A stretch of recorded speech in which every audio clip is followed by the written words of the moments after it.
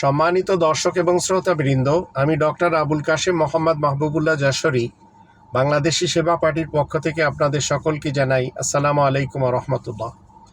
অনন্ত জলিল যে কথাগুলি বলেছেন, আমাদের দেশে কোনো ধর্মজীবী মোল্লারা তা বলবে না। শুনে নিন কি বলেছেন।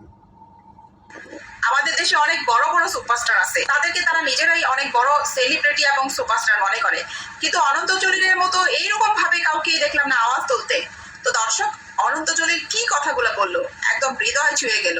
তো চলেন অনন্ত জলিলের এই কথাগুলো একটু শুনে আসি। লয়ারদের মা বাবা নাই, ওই লয়ারদের বোন নাই, একটা রেফিসকে বাঁচানোর জন্য তার পিছনে দাঁড়াইতে হবে কেন? ভাত পাবেন না, ভাত খাওয়ার কোনো কিছু নাই আপনার, কেন তাকে বাঁচাইতে হবে আপনার? এই টাকা না কামাইয়া আপনার সংসার আরো ভালো চলবে। মাননীয় বিচারক মহোদয়দের কাছে অনুরোধ, তাদেরকে জামিন দিয়ে দেশের ক্ষতি করবেন না। বাচ্চা অসুস্থ থাকবে, ক্যান্সার হবে, মা বাবা ক্যান্সার হবে আপনাদের পাপের কারণে। আপনাদের ভয়ের কোনো কারণ নেই, আইন আমাদের সাথে আছে, সেনাবাহিনী আমাদের সাথে আছে। মাননীয় যারা বিচারক আছেন তাদের প্রতি আমি বলছি, এই ধরনের সন্ত্রাসীরা, যেই উকিলরা তাদের পিছনে দাঁড়িয়ে তাদেরকে জামিন দেওয়ার চেষ্টা করে, আপনারা তাদেরকে রুখে দাঁড়ান।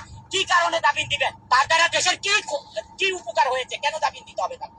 একটা লোক র্যাপ করে তারা যাকে র্যাপ করছে তার বাবা মা একটা লয়ার ধরে তার ন্যায় বিচার পাওয়ার জন্য, আর যে র্যাপ করছে সেও লয়ার ধরছে তাকে খালাস করার জন্য।